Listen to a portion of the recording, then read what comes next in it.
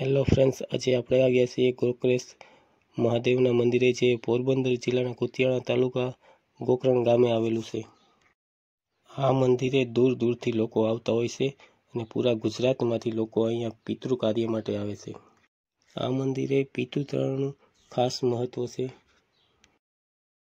તો ચાલો હવે આપણે અંદર જઈને અંદરનો નજારો જોઈએ અને મંદિર જોઈએ અને જે પિતૃ કાર્ય અહીંયા થઈ છે તેના પણ દર્શન કરીએ.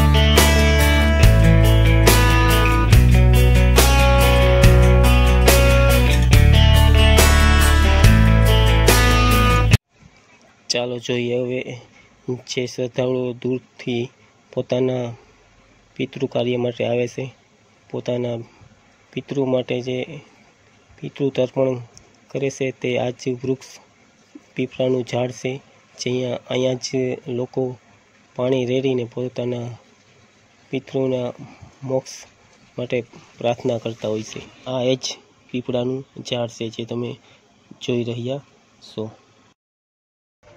હિન્દુ ધર્મમાં પિતૃ તર્પણનું એક ખાસ મહત્વ ગણવામાં આવે છે.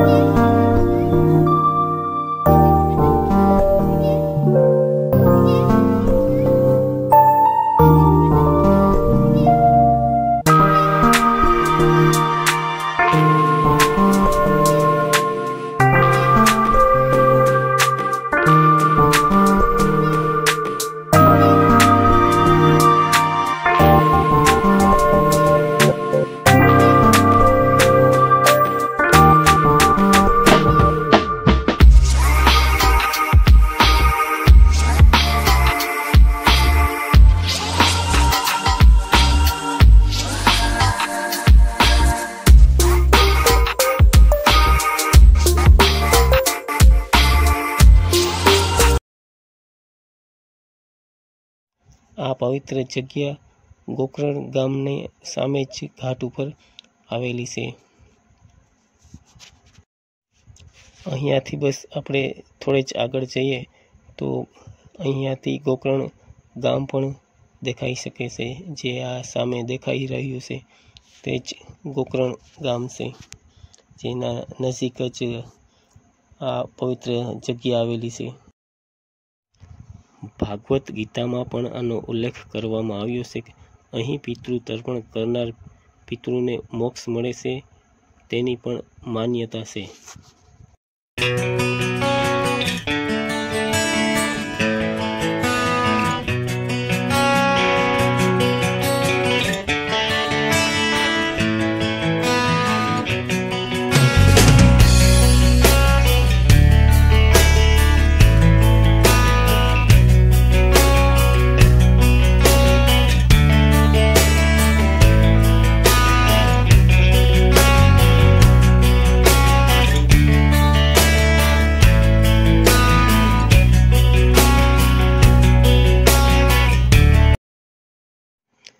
ગોકરણે પોતાના માતા પિતા અને પોતાના ભાઈને અહીં જ મુક્તિ આપેલી છે.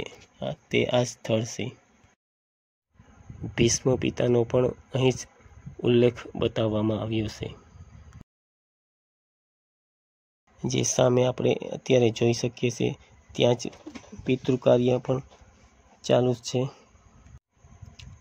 ચાલો થોડું ઝૂમ કરીને જોઈએ આપણે તમે જોઈ શકો છો કે પિતૃ કાર્ય અત્યારે ચાલુ જ છે. અહીં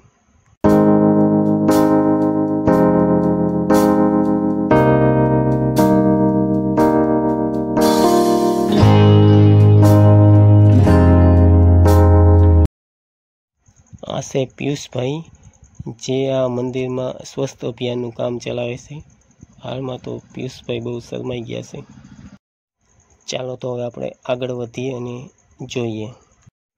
એવું પણ સાંભળવામાં આવ્યું છે કે જ્યારે મેવાડથી મીરાબાઈ દ્વારકા જવા માટે નીકળ્યા હતા ત્યારે તેમણે પણ પોતાના પિતૃનું તર્પણ અહીં થોડા સમય માટે કરેલું.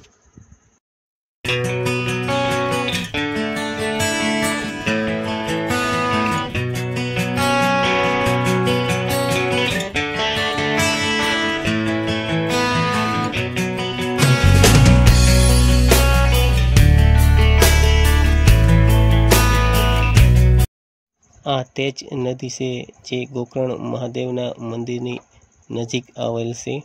હાલમાં તો અત્યારે તેમાં પાણી નથી, પણ અમાસનો મેળો પણ અહીંયા થાય છે. ત્યારે ખૂબ માત્રામાં પાણી હોય છે અને લોકો નાહવા માટે ઉમટી પડતા હોય છે. ને આપણે જોઈ શકીએ છીએ કે હાલમાં અત્યારે થોડું જ પાણી છે, બાકી સુકાઈ ગયું છે.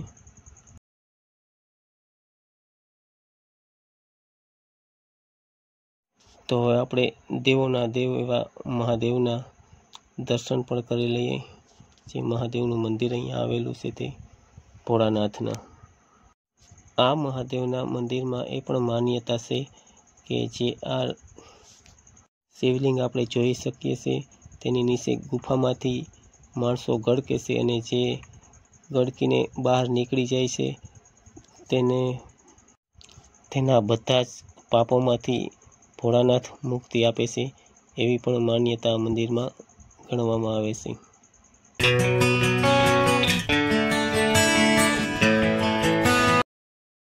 અહીં પિયુષભાઈ આપણને ગાઈડ કરી રહ્યા છે. અહીં એક બહુ જ જૂની ગુફા પણ આવેલી છે જે પિયુષભાઈ આપણને જોવા માટે લઈ જાય છે. ચાલો આપણે થોડા અંદર જઈને જોઈએ કે શું રહસ્ય છે અહીંનું. દોસ્તો, જો તમારે ક્યારેય પણ અહીં ગોકર્ણ આવવાનું થાય તો આ ગુફાના દર્શન એકવાર અવશ્ય જ કરજો. થોડીક ડરાવની પણ છે ને મજા પણ આવે એવી છે. આ ગુફા અહીંથી શરૂ થાય છે તો ખબર છે, પણ આગળ ક્યાં નીકળે છે એની કોઈ જાણકારી નથી. ફ્રેન્ડ્સ, જો આ મારો વિડીયો તમને પસંદ આવ્યો હોય તો પ્લીઝ લાઈક કરજો, શેર કરજો અને સબસ્ક્રાઈબ કરજો. અને મારા વિડીયોને ફૂલ વોચ કરવા માટે તમારો ખૂબ ખૂબ આભાર. Thank you. દોસ્તો, પોરબંદર જિલ્લામાં જો કોઈ સૌથી શ્રેષ્ઠ અને ઉત્તમ સ્થળ હોય તો તે છે આ ગોકર્ણ. કેમ છો પિયુષભાઈ? મજામાં? સારું.